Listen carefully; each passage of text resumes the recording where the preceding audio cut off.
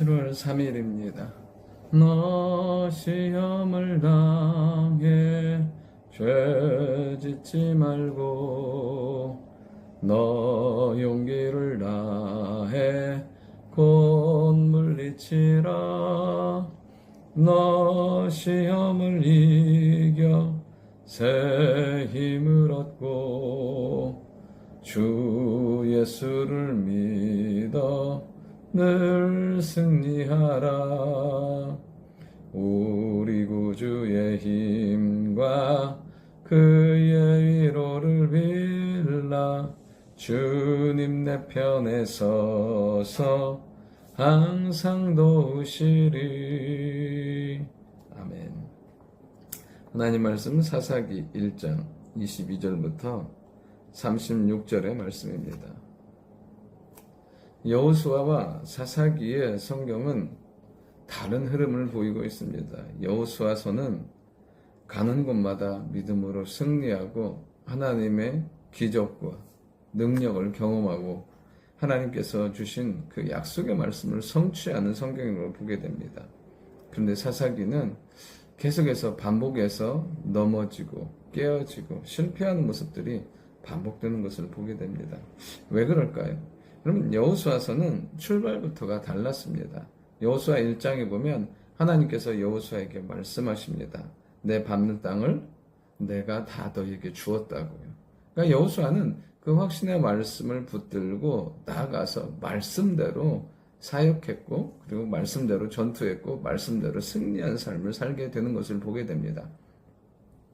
여호수아가 살려둔 가나안 족속이 있었어요. 여리고성의 라합, 그리고 기브온 족속이었습니다. 그들은 사실은 살리려고 살린 게 아니었어요. 라합 같은 경우에는 믿음의 고백을 함으로 말미암아 정탐꾼들을 숨겨주고, 믿음의 고백을 함으로 말미암아 여호수아가 그들을 살려주었고, 라합은 거기서 그치는 것이 아니라 살몬과 결혼하여서 보아스를 낳고, 그 다음에 오벳, 이세, 다윗까지 이어지는 놀라운 구속사적인, 그리고 유다의 믿음의 역사를 세우는데 귀하게 사용받는 가문이 되는 것을 보게 됩니다. 여러분, 기브온 족속은 어떻습니까?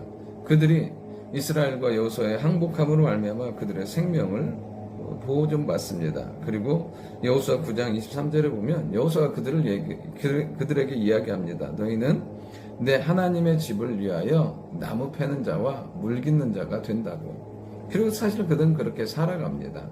성전을 섬기며 살다가 그 다음에 바벨론으로 포로로 잡혀갔다가 또 돌아와서, 그 느디님 사람들이 이 기브온 족속이거든요. 돌아와서 평생의 삶을 하나님의 전을 섬기며 사는 것을 보게 됩니다.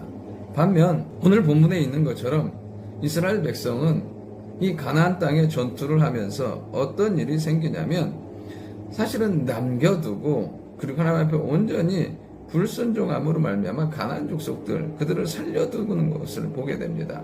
적당히 타협하기도 하고요. 1장 22절에서 나오는 것처럼 배대를 치러 가면서 그들의 가문과 가족들을 살려주는데, 그들이 결국엔 어떻습니까? 다시 본래 성 이름 따라 루스를 지으면서 여전히 그들의 삶을 살아가는 것을 보게 됩니다. 그리고 27절부터 36절까지의 내용은 어떻습니까?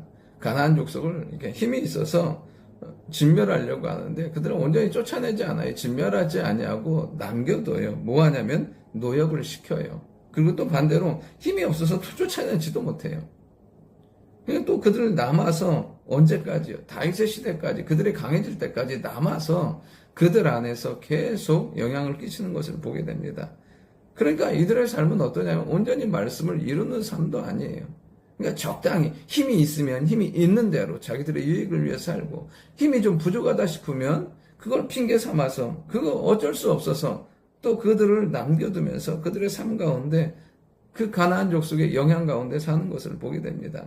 하나님께서 그들의 모습을 보시면서 사사기 2장 3절에 보면 그들은 너희의 옆구리에 가시가 되고 그들의 신들은 너희의 올무가 될 거라고 말씀하세요. 그리고 사사기 2장 22절에 보면 하나님께서 그들을 남겨두신 이유는 그들이 하나님의 말씀을 온전히 순종하는지 그렇지 않은지 시험하기 위해서라고 말씀하십니다. 그러니까 온전히 그들을 쫓아내지 못함으로 말미암아 하나님의 시험도 통과하지 못하고 계속되는 가시가 있고 올무에 걸려서 끌려가는 삶을 살게 되는 것을 보게 됩니다. 오늘도 우리도 이러한 삶을 살지 않기 위해서 해야 될 것이 무엇일까요? 첫 번째 뭐냐면 분명한 하나님의 말씀의 기준 가운데 살아가는 거예요. 하나님은 하나님의 말씀 가운데 사는 사람들을 통해서 놀라운 승리의 역사를 이루어 가시는 것을 보게 돼요. 그래서 하루에 말씀으로 시작하는 것, 말씀을 묵상하는 것이 얼마나 중요한지 모릅니다. 여러분 하루의 아침의 시작을 말씀과 기도로 시작하면 하나님의 성령의 인도와 기도의 응답을 경험하게 살게 됩니다. 그러나 말씀과 기도가 없으면 두 가지밖에 못해요. 첫 번째, 감정 처리하며 살아가게 돼요. 기분이 좋으면 좋은 대로, 나쁘면 나쁜 대로. 그러면 감정 따라 살게 돼요. 그리고 두 번째 뭐냐면 일 처리하면서 하루의 시간을 다 보내게 된다는 것입니다. 하루 종일 급한 일, 바쁜 일, 중요한 일, 필요한 일들이 계속 생기기 때문에 그렇습니다. 그러니까 오늘도 우리가 말씀의 기준 가운데 살아가면 하나님은 우리의 그 말씀 따라 인도하시고 말씀의 놀라운 응답을 경험하게 만들어 주신다는 거예요. 그리고 두 번째는 뭐냐면 오늘 하루도 우리가 끊어버려야 될 죄, 그 다음에 순종하지 못하는 악을 온전히 이겨나갈 수 있도록 기도하며 살아가야 된다는 사실이에요. 여러분 우리 안에 죄성 때문에 끊임없이 끊지 못하는 죄들이 있어요. 그리고 또 반대로 또 우리 안에 하나님의 말씀 가운데 순종하며 나아가야 되는데 순종하지 못하는 악이 있어요. 우리의 힘으로 되지 않아요. 하나님의 도우심과 은혜를 구할 때 온전히 이런 것들을 끊을 수 있는 힘과 은혜들을 주신다는 사실이에요. 그러니까 기도가 필요한 거죠. 그리고 또 이렇게 하나님의 말씀대로 살려고 하는 믿음의 결단과 의지가 필요하다는 거예요.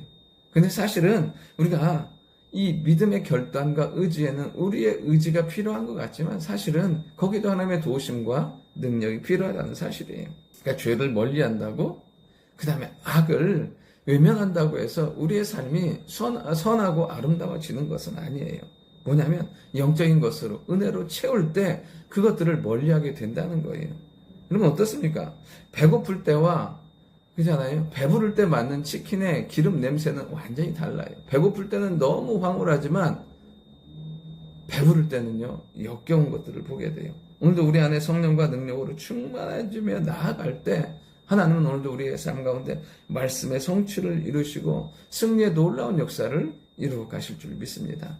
하나님 아버지 감사합니다. 우리도 여호수아 시대와 같이 말씀에 순종하고 기도함으로 온전히 우리 안에 선하고 아름다운 역사들이 이루어지게 도와주시며 우리 안에 내적으로 성령과 말씀으로 충만하여 하나님이 주시는 믿음 따라 살아가며 세상의 유혹 가운데 흔들리지 아니하는 저희들 모두가 되게 도와주옵소서. 우리의 유익을 위해서 살아가지 않게 도와주시며 하나님 정말 주가 주신 모든 힘과 능력을 하나님의 말씀을 이루어가는 데 살아가는 저희들 되게 도와주옵소서. 예수님의 이름으로 기도드립니다.